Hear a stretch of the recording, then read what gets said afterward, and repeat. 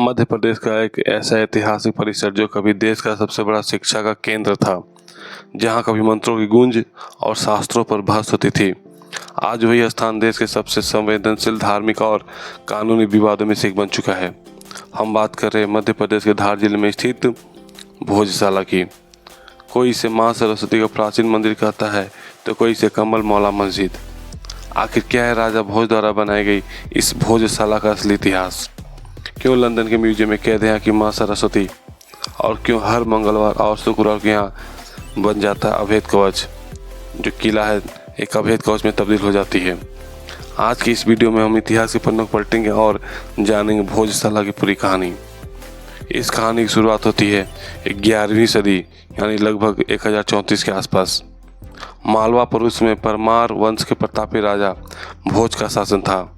राजा भोज न सिर्फ एक महान योद्धा थे, बल्कि वे खुद कला, इतिहास, साहित्य और विज्ञान के बहुत बड़े विद्वान थे। राजा भोज ने धार में एक भव्य परिसर का निर्माण करवाया, जिसे सरस्वती सदन कहा गया, और इसी को आज हम भोजशाला के नाम से जानते हैं। यह कोई साधारण मंदिर नहीं था, बल्कि यह उस दौर का एक बहुत बड़ा यूनिवर्सिटी यानी विश्वविद्यालय था। यहाँ देश विदेश से हजारों छात्र दर्शन, व्याकरण, खगोल विज्ञान और साहित्य की शिक्षा लेने आते थे। इस परिसर की दीवारों और खंभों पर आज भी प्राकृत और संस्कृत भाषा में लिखे गए व्याकरण के नियम साफ देखे जा सकते हैं। राजा भोज ने यहाँ विद्या के देवी माँ सरस्वती, जिन्हें वाग देवी भी कहते हैं, उनकी एक बेहद खूबसूरत मूर्ति स्थापित की। लेकिन वक्त बदला और 14वीं सदी आते आते मालवा पर खिलजी और बाद में दिलावर खान गौरी जैसे मुस्लिम शासकों के आक्रमण शुरू हो गए। इतिहासकारों के मुताबिक इन आक्रमणों के दौरान भोजशाला के स्वरूप को बदलने की कोशिश की गई। परिसर के एक हिस्से में सूफी संत कमालुद्दीन शाह कमल मौला की एक मजार बनी, जिसके बाद मुस्लिम समुदाय इसे कमल मौला मस्जिद के रूप से जानने लगे। वहीं दूसरी तरफ सन 1875 में खुदाई के दौरान यहाँ से माँ सरस्वती को वो ऐतिहासिक मूर्ति मिली, जिसे बाद में अंग्रेज अपने साथ ले गए। आज भी माँ वाग देवी की वो मूल प्रतिमा लंदन के ब्रिटिश म्यूजियम में रखी हुई है, जिसे वापस भारत लाने की मांग सालों से उठ रही है। आज़ादी के बाद यह परिसर भारतीय पुरातत्व सर्वेक्षण यानी ASI के संरक्षण में आ गया।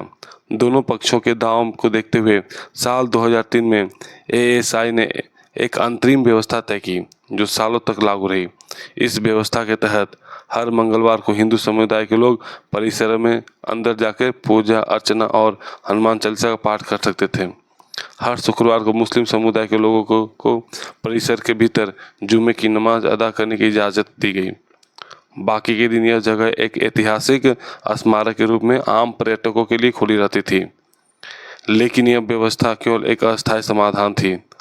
असली कानूनी लड़ाई अदालत में चल रही थी। सालों के इंतजार के बाद यह मामला तब एक नए मोड़ पर आया, जब मध्य प्रदेश हाई कोर्ट की इंदौर पीठ ने भोजशाला का वैज्ञानिक सर्वेक्षण करने का आदेश दिया। ASI की टीम ने अत्याधुनिक मशीनों, GPR तकनीक और ग्राउंड सर्वे के जरिए यहाँ की हर दीवार, खंभे और नींव की जांच की।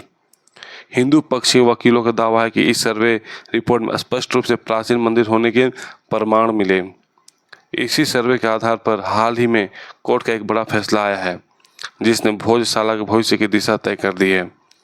कोर्ट के इस रुख के बाद श्रद्धालुओं ने गर्भगृह में अखंड ज्योति प्रज्वलित की, जिसकी चर्चा आज पूरे देश में है। हालांकि मुस्लिम पक्ष और विपक्ष इस फैसले के खिलाफ अब सुप्रीम कोर्ट जाने की तैयारी में है। राजा भोज की यह ऐतिहासिक धरोहर आज इतिहास, आस्था और कानून के चौराहे पर खड़ी है। अब देखना यह होगा कि सुप्रीम कोर्ट इस संवेदनशील मामले पर क्या अंतिम रुख अपनाता है। दोस्तों, राजा भोज के इस ऐतिहासिक भोजशाला के इतिहास और पूरे विवाद पर आपकी क्या राय है? क्या लंदन से माँ वाग देवी की मूर्ति को वापस लाया जाना चाहिए?